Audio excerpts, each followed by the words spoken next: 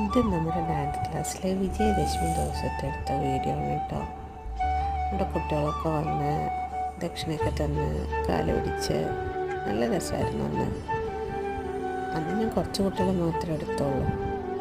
ഒരു 10-12 കുട്ടികളെ എടുത്തു പുതിയതായിട്ട്, ബാക്കി ആരെയും എടുത്തില്ല.